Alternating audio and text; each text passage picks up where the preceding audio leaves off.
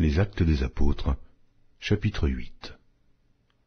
Saul avait approuvé le meurtre d'Étienne. Il y eut ce jour-là une grande persécution contre l'église de Jérusalem, et tous, excepté les apôtres, se dispersèrent dans les contrées de la Judée et de la Samarie. Des hommes pieux ensevelirent Étienne et le pleurèrent à grand bruit.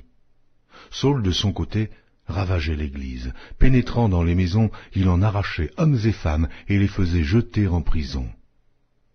Ceux qui avaient été dispersés allaient de lieu en lieu, annonçant la bonne nouvelle de la parole. Philippe étant descendu dans la ville de Samarie, y prêcha le Christ. Les foules tout entières étaient attentives à ce que disait Philippe, lorsqu'elles apprirent et virent les miracles qu'il faisait. Car des esprits impurs sortirent de plusieurs démoniaques en poussant de grands cris, et beaucoup de paralytiques et de boiteux furent guéris. Il y eut une grande joie dans cette ville. Il y avait auparavant dans la ville un homme nommé Simon qui, se donnant pour un personnage important, exerçait la magie et provoquait même l'étonnement du peuple de la Samarie. Tous, depuis le plus petit jusqu'au plus grand, l'écoutaient attentivement et disaient « Celui-ci est la puissance de Dieu, celle qui s'appelle la Grande. » Ils l'écoutaient attentivement, parce qu'il les avait longtemps étonnés par ses actes de magie. Mais, quand ils crurent à Philippe, qui leur annonçait la bonne nouvelle du royaume de Dieu et du nom de Jésus-Christ, hommes et femmes se firent baptiser. Simon lui-même crut, et, après avoir été baptisé, il ne quittait plus Philippe, et il voyait avec étonnement les miracles et les grands prodiges qui s'opéraient.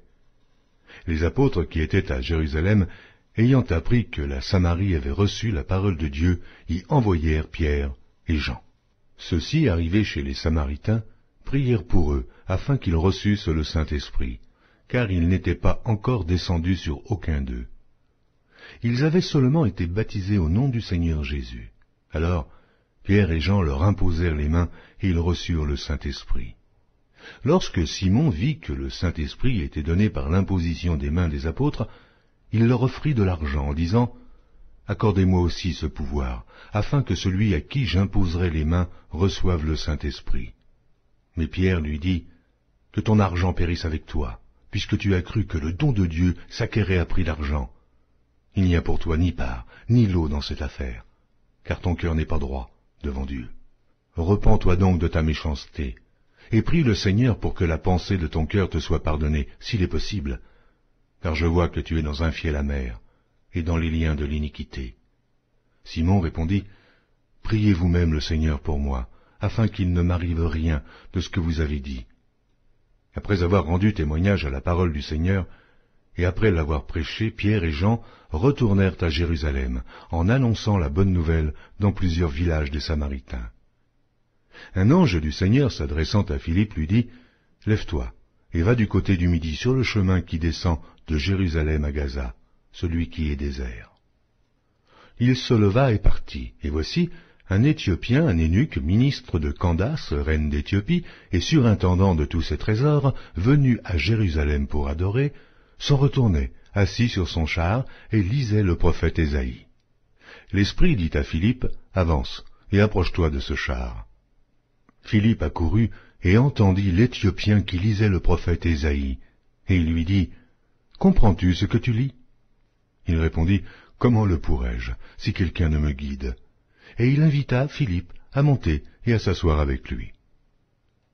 Le passage de l'Écriture qu'il lisait était celui-ci. Il a été mené comme une brebis à la boucherie, et, comme un agneau muet devant celui qui le tond, il n'a point ouvert la bouche.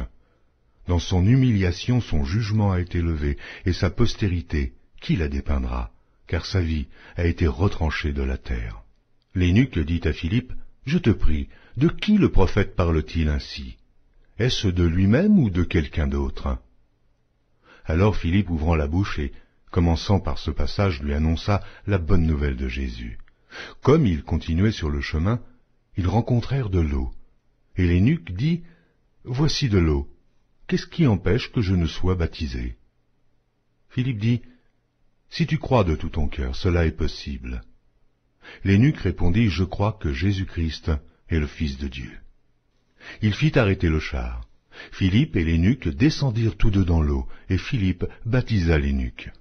Quand ils furent sortis de l'eau, l'Esprit du Seigneur enleva Philippe, et l'eunuque ne le vit plus, tandis que, joyeux, il poursuivait sa route. Philippe se trouva dans Azote, d'où il alla jusqu'à Césarée, en évangélisant toutes les villes par lesquelles il passait.